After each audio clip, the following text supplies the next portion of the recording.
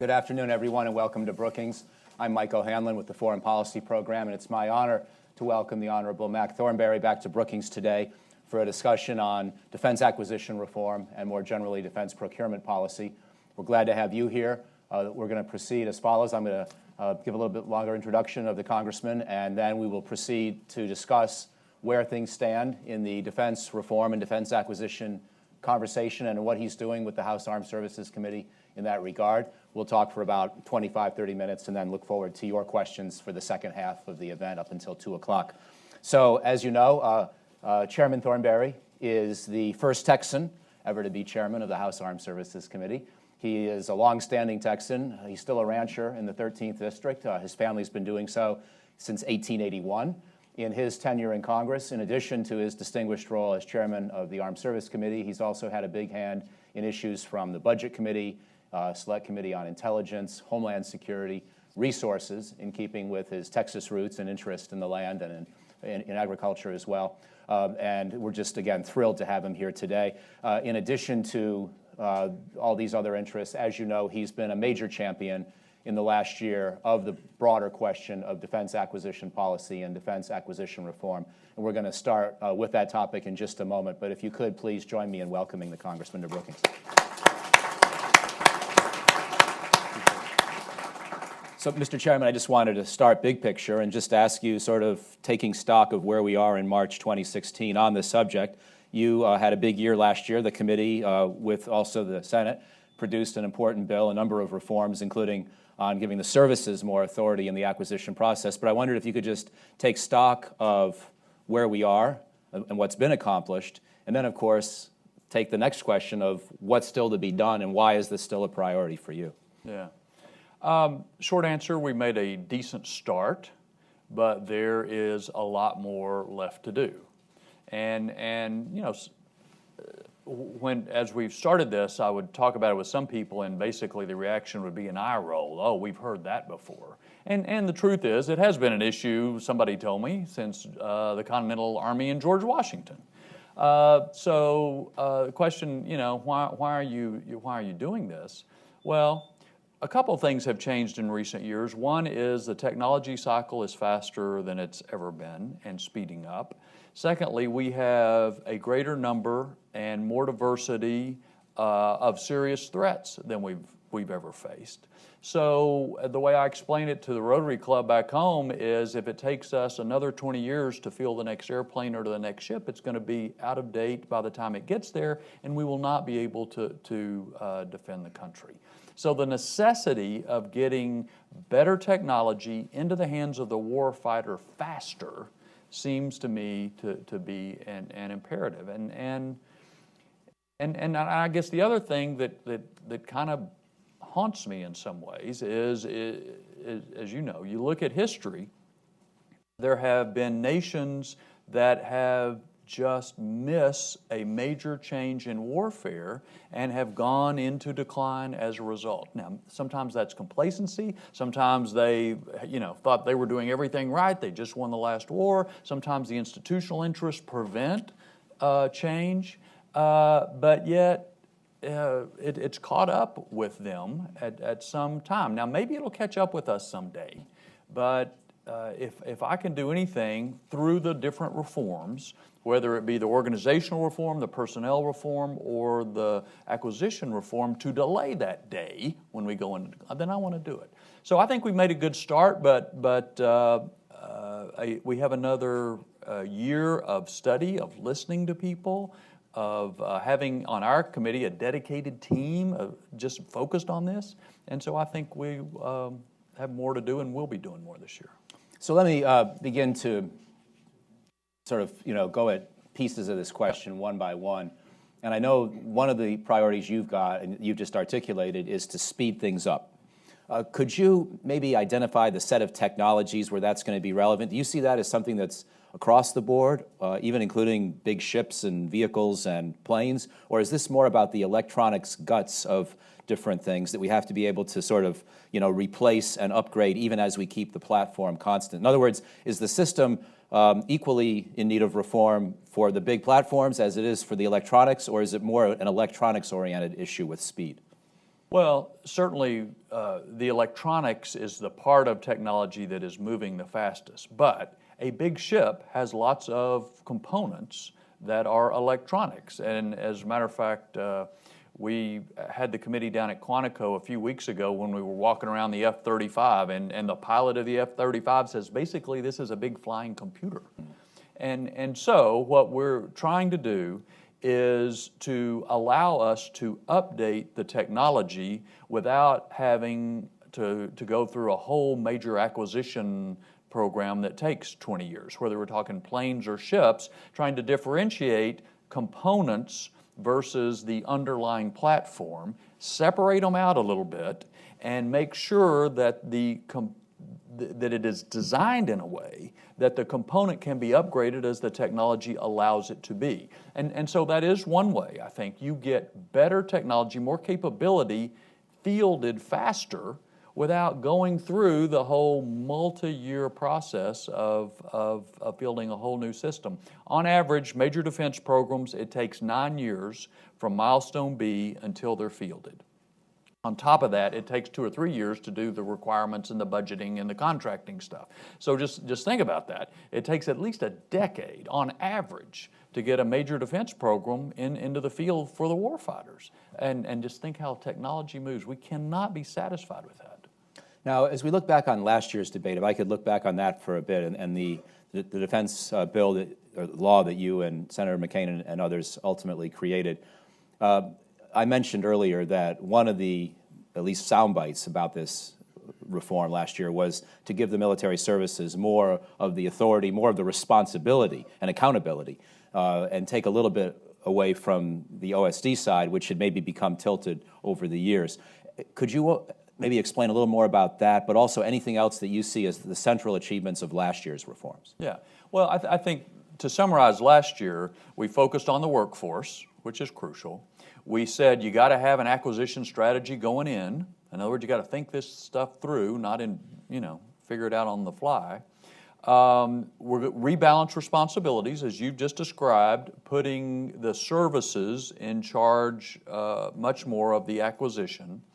And we tried to simplify the process. So Frank Kendall's folks sent over a big list of reports and stuff that were duplicative or they didn't want, and we got rid of them, most of them. So that was really what we did last year. This year, in the bill that I'm introducing today for comment and feedback on, we're going to build on that. So as part of that strategy that you have at the beginning of an acquisition, you have to build in the modularity that I was just describing. I would suggest we go a little further on rebalancing the responsibilities and have the services responsible for the joint major defense programs starting in 2019. And it goes right to what you said. If you don't have clear lines of responsibility and authority, there is no accountability. So we start looking, okay, who are we going to blame for this acquisition program that's gone over budget or delayed? Well, it's the services, it's AT&L, it's the testers, it's this, it's that. And you just get the finger pointing going on, and there's no one accountable. So if you think about the way this happens in the outside world, you've got a corporate kind of oversight of budgets and so forth, but it's the different divisions that actually build the stuff.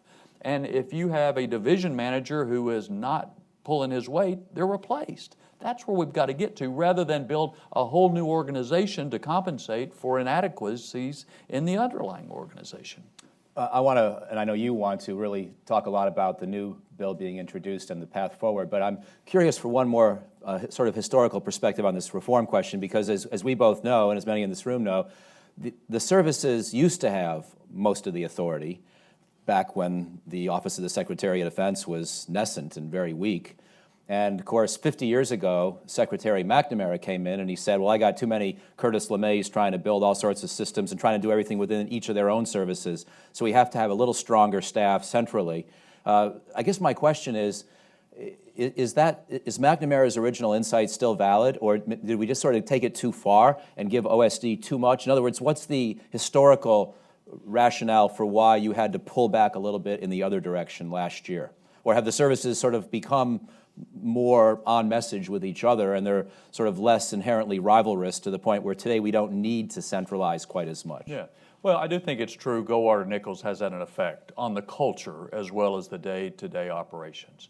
I think one of the best answers to your point was given by Secretary Gates in testimony in front of Senate Armed Services Committee last fall. He says we have spent millions of dollars and hired thousands of people, and the outcomes are really no better than they were before. So I think that's the summary of the situation. And so the question, we've had failures on both sides in the past. The question is, learning from the outside of government, how is this done most effectively? And let's try to build it from the ground up to be effective, not just react to the past failures, which is what brings us into these wild swings back and forth. So again, I think the key is you expect the services to build it. If they are unable to manage their programs, the Secretary of Defense must be much more decisive in replacing whoever he needs to replace. Now, it is true, the Secretary needs to have the overview across the whole portfolio. So you can't have individual services determining their own budget. And so one of the things I suggest is the Secretary, or through probably AT&L, will put cost caps and schedule targets on every program at milestone A. And so if something goes off track, there's a light that starts blinking saying, okay, what's the problem here? And you can get on it faster. So that, again, back to the kind of the corporate example, the overall budget, the overall corporate governance is at the Secretary's level, and he's got the tools to do that.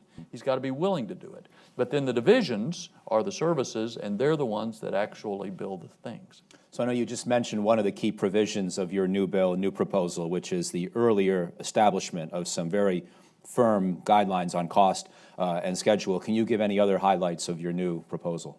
Yeah, and by the way, these cost and schedule caps are something that Frank Kendall has been doing during his time there. What we're trying to do is institutionalize those things for when Mr. Kendall is no longer on the scene. And so there's several things in the bill that try to take the progress that has been made by him and others and put that into provision. So the tools for the Secretary, I mentioned separating out components and platforms, requiring that the interfaces for components be open. Mm-hmm. So my hope is that brings more competitors into the market to build the sensor or the black box. You don't have to be the big defense company to build the whole ship. You can just focus on doing really well to build this component of it, and with open interfaces, it plugs in, and hopefully that increases competition, it increases access to small and medium-sized businesses. And I'll even go so far as to say, I hope it reduces protests. When you've got a chance to upgrade and be a part of a component, you're not missing out on an opportunity for the next 10 or 20 years, which is part of the reason I think we have protests. The other key thing I want to emphasize is we authorize the services to set up a fund to experiment and prototype. And we've had several hearings where this was really strongly recommended. Again, the budget cycles and procurement cycles are so long, if you've got to wait to get it into the POM, get it into the budget request, go all the way through the process, you're 2 or 3 years at best before you ever get it done. A small amount of money that they can start early design work, actually build one, see if it works. Plug it in to the larger system and see if it functions like you want to, so that you have more competition there, more rapid development of technology there. But when you go buy 1,000 of them, it's mature technology, and you avoid, hopefully, this inventing as you're building problem that has plagued us. So all of those things, as well as the management issues, I even delve off a little bit into intellectual property, which is a very difficult, touchy subject. But essentially, my suggestion is the interfaces have to be open. If you build the black box and what's in it, it's yours. If the government helps pay for what's in the black box, you got to negotiate, data rights to it. And obviously, if the government pays for it, it's the government. To try to get some clarity, because I worry because I've heard it firsthand, more and more companies are thinking about getting out of the defense business. If they're expected to put their resources into developing things and then they lose the intellectual property that they have paid for, why do I want to do this and go through the reams of paperwork and all the rest of it? We can't get the top quality technology into the hands of the war fighters fast enough if that's the path we're going down, and so that's what we're trying to change. You talk about experimentation and innovation, and as our Silicon Valley friends always remind us, when you have that mindset, which is the one they have, you will fail a lot. Absolutely. How do we condition people? How do we prepare the Congress, the public, for the fact that some of these Pentagon programs, maybe even a higher fraction, may start failing early if we allow more innovation, if we allow more new ideas, and not have that be seen necessarily as mismanagement or mistaken practice by DOD? Yeah.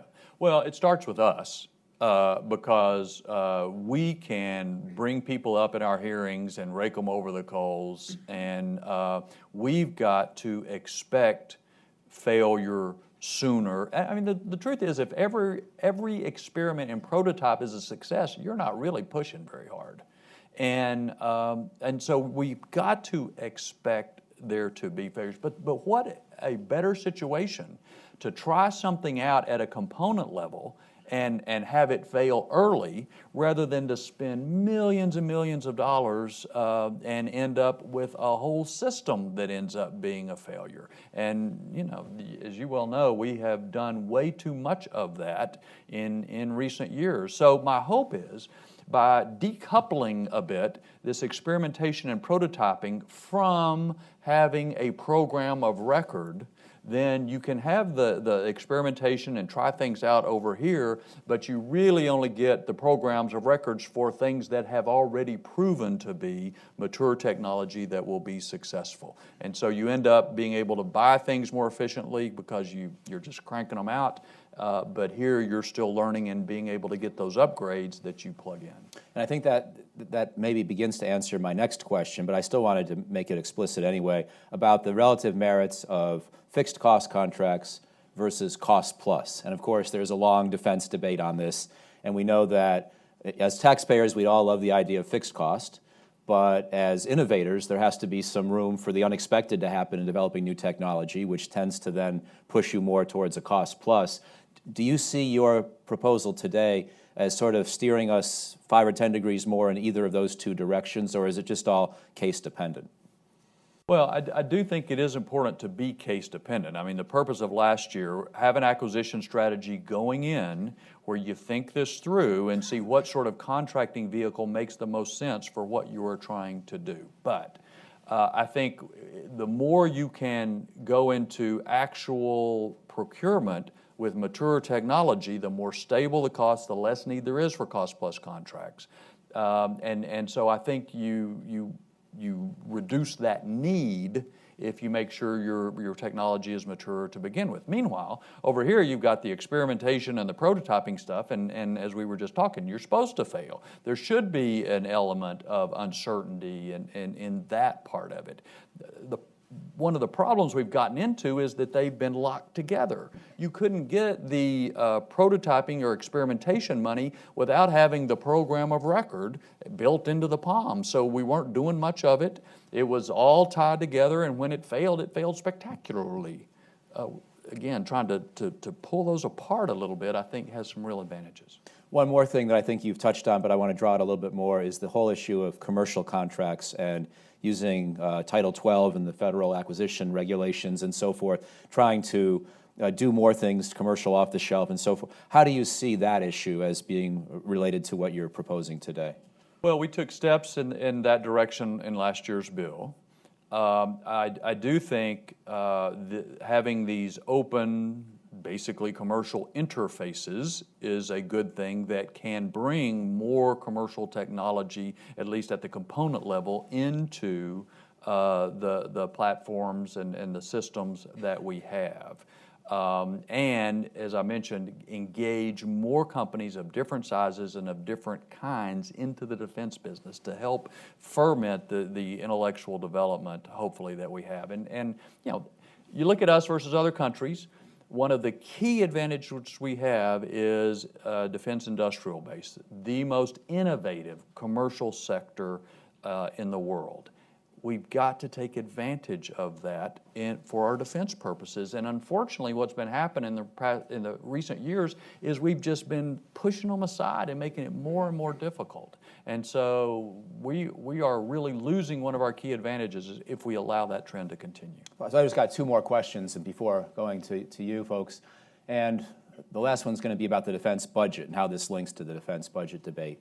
But I wanted to also ask about the number of suppliers within the defense industrial base. And if, of course, historically, we've had a number, right, for any given weapons program. So back when you and I were younger and, in the 1970s, 80s, several companies building aircraft.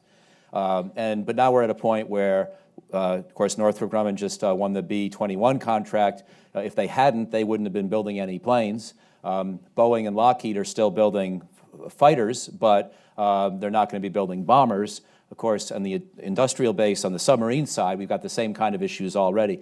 Are you sort of content to let the free market sort out how many suppliers we have of a given type of system, or do you think that needs to be an explicit factor or goal of defense acquisition policy, that we make sure we either try to add a couple of major platform producers in situations where we've already gone too low, too few, or at least stabilize things from being reduced any further?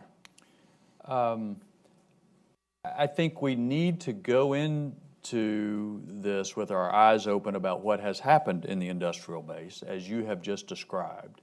Maybe we are satisfied to have one major platform builder. If so, I would suggest we better have a lot of competition for the things that go on that platform, which is what I'm trying to do here. But maybe we don't. Maybe we don't want to just have one shipyard. The President's budget this year, for example, reduces the number of LCS ships to be built, and essentially down to where there would have to, if that's continued, there would only have to be one yard. Now, there's a price for that, and so, but we don't really have the conversation. Is it worth taking the taxpayer dollars away from this and funding this shipyard so that we can have it available should we need it? Now, we have done some of that with tank production, and there are some other examples I could give where it was the last one, that would be closed down. So I don't have an across-the-board answer. I do worry about the narrowing of the industrial base. I worry even more about the alienation of these tremendously innovative companies, not just in high tech, but in all sorts of places, from doing defense work. And so that's really what I'm trying to focus on here. So last question for me. In the big picture sense, we're in a presidential election campaign year, and while it hasn't necessarily been the most issue-heavy campaign so far, at some point, presumably people will start debating, and there have been some plans put forth, in fairness, for how big of a defense budget we should have and what defense force structure we should have. And I guess I'm just interested in asking you, Mr. Chairman, to link this discussion of defense acquisition policy to the broad question of the defense budget. In other words, some people might listen to what you're saying and say, well, listen, thank goodness that Congressman Thornberry is finally getting the system more efficient. Maybe if we make it more efficient, we can get by with the same defense budget or less. Other people might say, well, those are good ideas, but they're just going to sort of save a few billion here and there, and we already have a multi-tens of billion dollar shortfall, and we need, therefore, a defense budget increase, even if all of these reforms happen. I wondered if you could just link this conversation to the bigger question about how big of a defense budget we need. Yeah. Well, I guess I'd make a couple points at the initial. One is it is Congress's unique responsibility to decide how much money we spend on defense, what we spend it on, how much we pay our troops. The President's commander-in-chief, but it's our responsibility to determine those things. And if we are taking money out of the taxpayers' pockets We have a responsibility to try to improve the way that money is spent. And the public and certainly our colleagues in Congress need to see that we're making those efforts, especially if we are arguing that we need to spend more money. So just from a political, practical level, just saying give me more without working on how the more is used it doesn't make sense and is kind of counterproductive. But the other point I just really want to emphasize is this is on acquisition reform, on the personnel reform, the new retirement system. This year we're focused on health care, even on the organizational kinds of reform that we're looking at. It's not primarily about saving money. It is primarily about having a system that is agile enough to meet the threats the country is facing. In the sense of acquisition, it's getting better technology into the hands of the warfighter faster. That's what counts. That's what defends the country. That's what saves their lives. And so if there's some efficiencies, great. We need those efficiencies because we got lots of places we need to put money. But it's not primarily about saving a buck or two. It is about a system that is not keeping up with the way the world is changing, and we can't allow that to happen.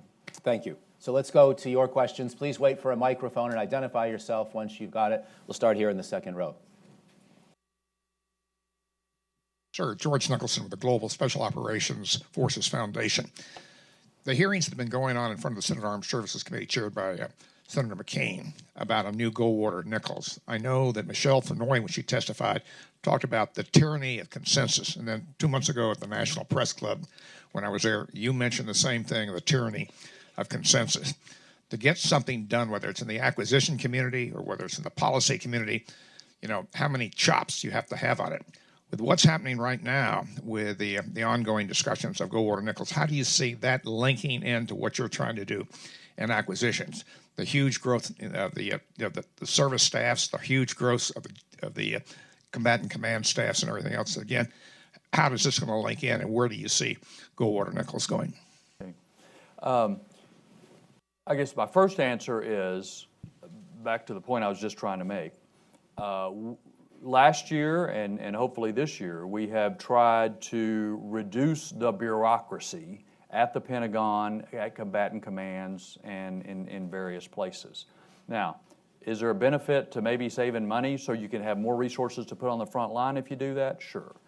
But my point is, it also slows everything down because every one of those layers at the Pentagon, somebody's got to justify their existence, have their chop on the paper that goes across their desk, and it takes longer and longer to get things done. So, Goldwater Nichols reform to streamline the Pentagon bureaucracy, just as every company and other organization has streamlined their bureaucracy over the past 5 to 10 years, is really important to be agile enough to keep up with the world. The other point I want to, just related to the comment you made at the beginning, there will definitely be resistance. The services are not going to like some of what I suggest. AT&L is not going to like some of what I suggest. Industry is probably not going to like some of what I suggest. You know, there will be resistance. If there's not some sort of opposition, you're not changing very much. I got that. On the other hand, nobody's smart enough to have all the answers to all these issues that we're talking about. So that's the reason today I'm introducing a bill. It'll be public, and we encourage feedback. We have interaction all the time with Frank Kendall and his folks, with Bob Work and Secretary Carter, from industry, from the defense community all around town. We want that feedback, but, you know, you're goring my ox is not particularly helpful feedback, even though there's going to be some of that done. You know, got it. Here in the 6th row or so, or 7th row on the aisle. Yes, in Part 31 of the FAR, which deals Name, please. Name and identification. I'm Robert Cooper. I'm retired from Defense Procurement. In Part 31 of the FAR, which deals with allowable costs, one of them is independent research and development, IR&D. These big contractors have that in their overhead, and it's a great leg up on funding their research. And is there a way to maybe level the playing field for these smaller companies out there that you're looking for?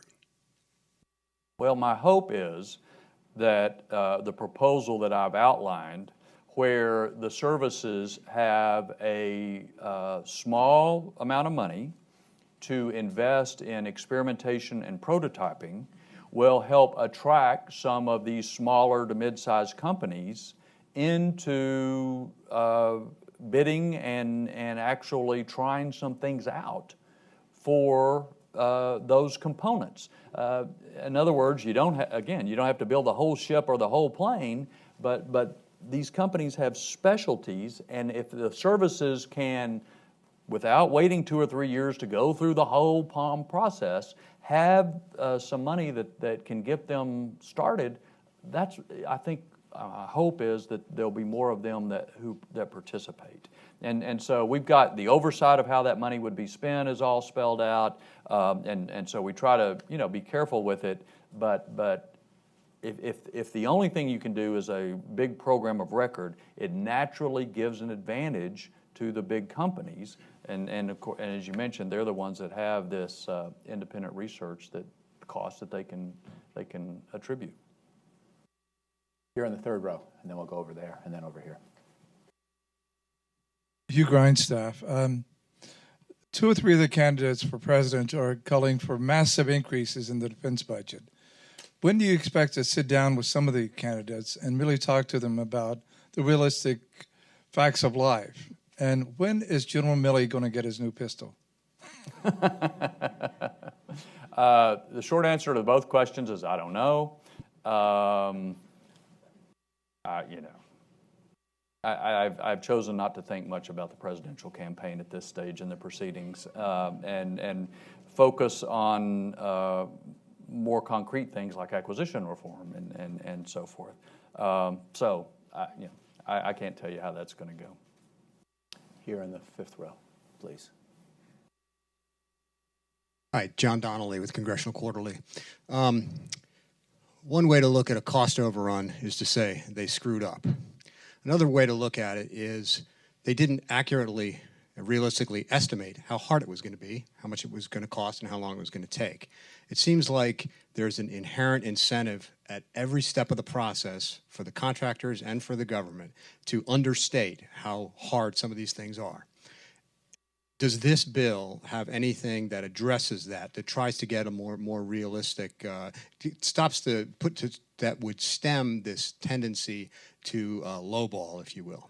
Yes, and that's exactly part of the situation I'm trying to deal with. And just by background, if I can just mention, one of the things when I started trying to understand the acquisition issues was that I focused on was trying to dig down deeper and understand the incentives in the system. Because for years, since I've been in office, Congress has passed an acquisition reform bill every few years. It basically just adds stuff, adds oversight, adds checks and whatnot. We have not done a good enough job, in my opinion, of digging down and understanding what you're rewarded for, what you're punished for within the system. So we spent a fair amount of time, not just over the past year, but in the year before that, talking to program managers, contractors, a variety of people to try to understand just the phenomena that you're talking about.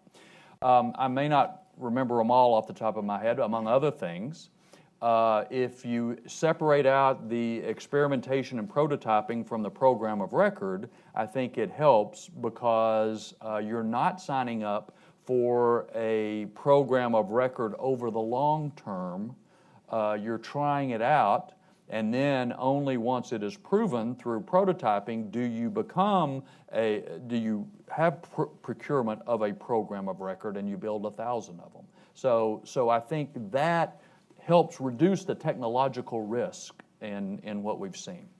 Secondly, we say, or my suggestion in this bill is, that the Secretary sets cost targets and schedule targets at the beginning of a program So we're not just waiting on the services, to kind of invent it as they go and have these very optimistic sorts of estimates about cost and technology and the schedule.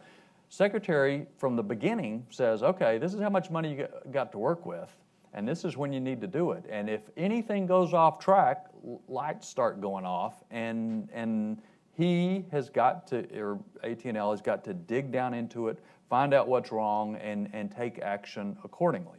One of the things we haven't talked about is that among my proposals is kind of a dashboard of data so that it is easier for Congress and for the Secretary to get those blinking lights. There's a lot of data that's out there, but it's not in as usable a form as it needs to be. So this sets up exactly what needs to be included on that. Again, we're not asking them to invent something new, but we are changing the format. And I think as far as management tools, that will also be of help. Go over here, please.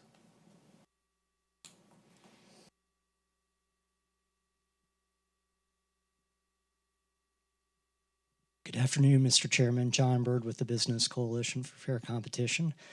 On the regarding the opportunity for giving flexibility to defense personnel and identifying commercial activities that could be best performed by the private sector, but also giving them some flexibility on more efficient opportunities to find cost savings. On one hand, you have sequestration, and then there's the mechanism to provide for public-private cost comparisons government-wide, but also in DoD, called OMB Circular A76. And currently there's a moratorium based on policy riders to defense bills and to appropriation bills that prevent the use of A76. So to the extent that your legislation or your committee would want to move forward with finding cost savings within DoD that could be utilized for high priority opportunities, what are your plans to address lifting the moratorium on A76?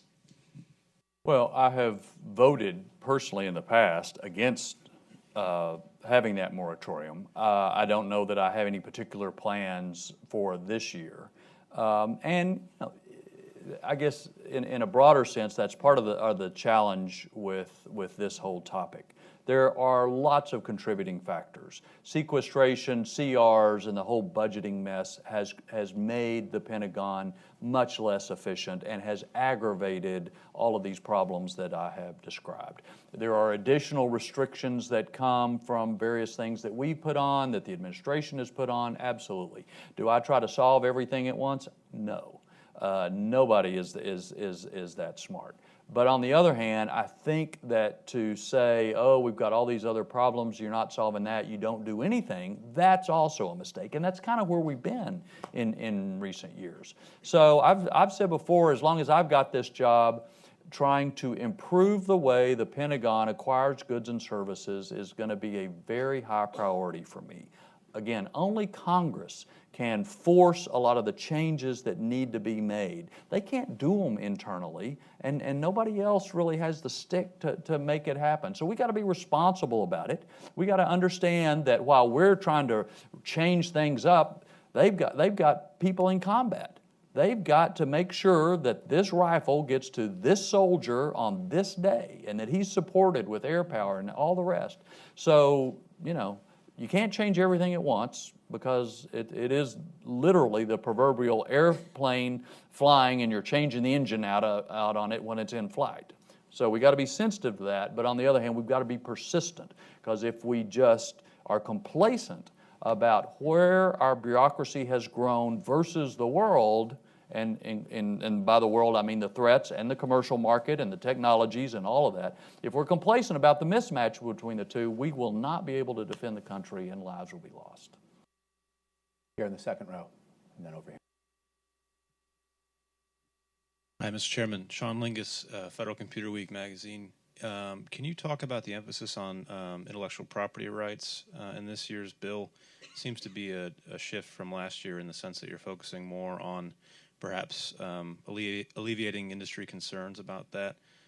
Why is that happening now, and where do you see that going in terms of being effective?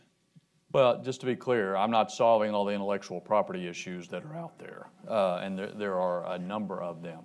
But as I think I referenced, I have become very concerned that many companies are looking, and because they've told me they are, walking away from doing business with the Department of Defense. And especially in the case of technology companies where, you know, a relatively small fraction of their business is government or defense business, and yet that's where a lot of the innovation is, that's where a lot of the upgrades come from. We can't afford that. So I tried to just take a common sense approach to the intellectual property issue when it comes to who paid for it, and then who has the data rights to it. And so I mentioned, you know, my kind of simplistic view of if you paid for it, you own it. If it was joint, you better negotiate for it. And if the government did, the government owns it. But regardless, the interface has to be open so that you can have competition with to upgrade it as you go along. But the exact words of the legislation, that's the reason I put it out there more than a month. That's roughly 6 weeks before our committee markup. And so people can take a look at it and see if they think it helps fit the problem. The only caution I'd make, again, is I don't try to solve all the problems. And so if the criticism is, well, you didn't solve these other things, you know, guilty. But hopefully a little clarity, especially about the intellectual property for these components, will bring more people into the business, help us upgrade faster, and again, the purpose of all this, get better technology into the hands of the warfighters faster. Here in the second row, please.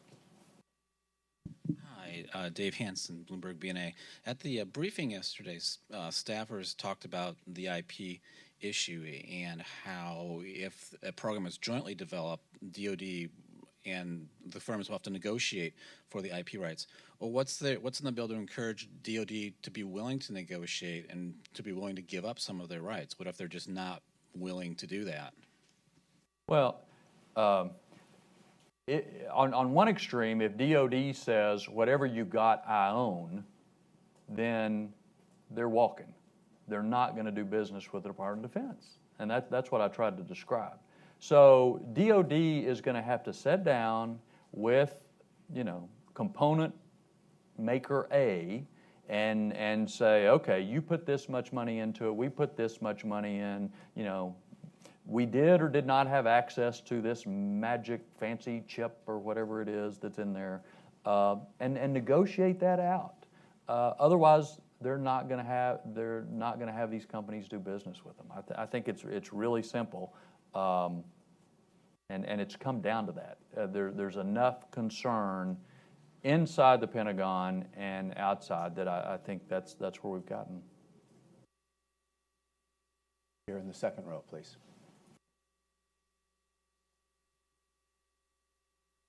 Thank you. Jim Thompson, recently retired Defense and Navy acquisition. In fact, I had the distinct pleasure of working for two of the best folks in this business, Sean Stackley and Frank Kendall. I was Sean's principal deputy. But I guess my question is, last year's bill had I don't remember the section, but it had to do with middle tier of acquisition. And it talked about prototype and experimentation. I just wonder, since we haven't seen the bill yet, or the proposed bill, is this going to be an extension of that, where it's really it looked like last year's bill was kind of focused on a separate acquisition approach, and I just wonder, can you comment on that? Because what I'm really trying to focus on, because there are various rapid acquisition authorities around the building, and you got to get permission from this person or that person to access them, as you know. What I'm trying to do here is make it a part of the regular service acquisition process to have this pot of money that they can experiment and prototype, especially for components that would be plugged into their platforms. But it's the services money. Now, as I say, there's oversight on it, and they've got to come show what they're doing. There's a limit. I think it's $5 million per project, or with a cap of $25 million. We're not talking about giant amounts of money, but we've had several people who have testified in the last few weeks of our committee saying, if you could just give us a chance to start designing a little bit earlier, it would save years off of actually getting something actually done. And so that's what we're trying to accomplish as part of the normal acquisition process, which is separate from these various pots of money that are in various places. I've got two more questions, but I'll keep an eye towards the audience to see if anybody else wants to add one into before we conclude. But I guess as I watched last year's debate, it seemed that you and Senator McCain and your ranking members and a lot of both of your committees did coalesce around a number of ideas. And as you pointed out just a few minutes ago, if you're really trying to change things in life or on this kind of an issue, you've got to sometimes have disagreements too. Is this going to be a year where the two different committees, or maybe if it's not you versus Senator McCain, maybe some of the other key players of whichever party, have more disagreements? Because maybe last year's reforms were the ones you could agree on. This year you would anticipate a little more honest disagreement, as well as the ox being gored issue, but some honest disagreements about which particular policy steps are going to be most fruitful, and therefore, is it going to be sort of a harder year legislatively on this issue? It may be somewhat harder because last year we were really trying to start with the basics. You got to have a strategy. We got to do better for the acquisition workforce, and to strip out a bunch of reports that we've required, to simplify the process. And so there was virtually no disagreement on that. Really, the only issue last year was the exact role of service chiefs that we had to work out. And this year it goes further. It is more significant change. I think last year was important. You had to start there, but this year builds on it. So as part of that strategy, you got to build in modularity, as an example.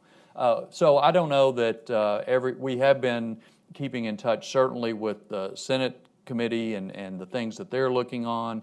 Everything that I've put out today, we've been working with all the members of our committee and trying to show them. But again, that's the reason you put out a proposal, get the feedback from outside and inside, and then hopefully you improve it and we take another step. Excellent. Good. Got a couple more hands. Ma'am, here in the 6th row or 7th row back on the aisle. Hi, I'm Karen Wilson with Boeing. And as a systems integrator, we want competition at all of the component level as well. And we find that it's often easier for somebody to say they have an open design, but without the standards and without the ability to know that you're going to have capabilities that will compete, it can be a lot harder to make things work and get the capability you want. So do you have these kinds of things built into your bill? How do you know that it's open, and how do you know that you have something that's really going to work? Yeah, great question. Please go look at the bill and see what you think. Obviously, in law, we cannot put standards into law that says this is the characteristics of an open interface. So to some extent, we have to put the requirement in there and then expect the department to implement it with the appropriate standards. But go look at it and see if you think we can reasonably put in law more specific direction on what open means to make sure that it is as available as possible for different competitors to come in and build their black box that will plug into the system. That's exactly the sort of help we need with. Needy? Sir, here in the 7th or 8th row.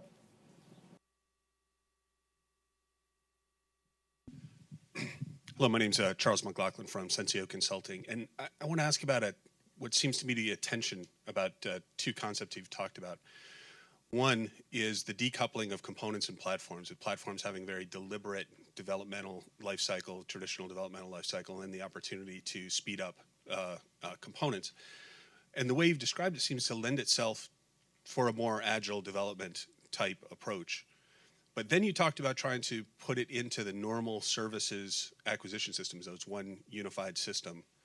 And everything I know about management practice and theory says that those two things will clash and have a lot of tension within them. So how are you thinking about that one unified system, or what degree of separation from those two activities, which take different processes, different incentives, different types of people to execute well? Yeah, interesting question. You know, since the beginning of this project, there have been people that says the current acquisition system is so broken, it is unsavable, you got to just do a workaround. And so build new authorities for a whole new sort of streamlined acquisition, you know, take SOCOM's model and make it available for everybody, that sort of thing. But then that leaves you with something that's out there, and what do you do with that? What I referred to as the normal acquisition system in the services. My hope is that these reforms that I've outlined today will change the normal acquisition system so that if you can begin design work, if you can experiment and prototype without having a program for record, you are really speeding up what has traditionally been a 2 or 3 year period. And then, if you are going into production with only mature technology, you reduce the chance that you are inventing as you're building and are carrying that technological risk. So I guess where I've been so far is I'm not quite ready to walk away from what is getting the rifle into the hands of the soldier in Afghanistan every day, that system. But I'm trying to, at the same time, improve it so that it gets there faster. Now, you know, if all this comes to naught, then maybe we need to scrap the system and do something very different. But I think there are significant improvements that can be made. As I say, people are going to resist it, but still significant improvements that can be made, even with the current folks and the current kind of outline that we have. I've got one last question, Mr. Chairman, and then we'll wrap up and may be able to have a couple of side conversations afterwards, folks like. But the big question, you've alluded to your thinking on this already, but looking down the road to different technologies that are either going to be threatening to us in the hands of potential enemies or game changers for us, what do you tend to think about the most? I mean, obviously there's the broad category of electronics, there's the rapid change in a lot of software and hardware, but are there other technologies that you feel this acquisition reform really needs to help us get at more effectively, because you see big things happening that the system today just really isn't quite geared up to handle? Well, I think over the last year and a quarter, our committee has spent more time on the issue of our eroding technological advantage than any other issue. And most of that, of course, is behind closed doors as you get briefed about what the Russians and the Chinese and others are doing. And then we look at what our capability is, classified and unclassified, and the gap that is the shrinking advantage is a better way to put it, is a subject of tremendous concern. So I don't think anybody can say, yeah, the key is directed energy, the key is artificial intelligence, the key is robotics or whatever, although all of those are elements of what Deputy Secretary Work is focused on with this third offset strategy. To me, the key is nobody is smart enough to know now for certain that's the answer. But what we do know for certain is that if we alienate one of the strongest assets we have in the industrial base of the United States, where so much technology innovation is taking place, if we push them away from defense, we're never going to be there. If we don't find ways for these bright minds to come and participate in government and out of government, I mean, it's not just we talk about the industrial base on the outside. Well, there's some really smart people in government who are also very frustrated at how long it takes programs to move and so forth, and the obstacles to testing things out and getting it fielded. So all of these bright minds need to be brought to a place where they can be more productive. That's what worries me the most, is you got all these things happening out there and we tie our hands, but we are so complacent that we end up one day, as one of those powers that has declined over time. I don't worry about what others are doing. I worry about what we do to ourselves. And so that's a lot of the reason that not only this sort of reform, but the personnel reform to help make sure we can continue to attract and retain top quality people, the organizational reform, whether it's Goldwater Nichols or delayering or other sorts of organizational issues that have come up, what happens to cybercom, long list. Those are things that are squarely, I think, in Congress's responsibility, and that's where we got to focus our attention. Fantastic. We're going to have a little bit of a press conversation or availability over here on the side for anybody who still wishes to stay around a little bit. But please join me in thanking the chairman.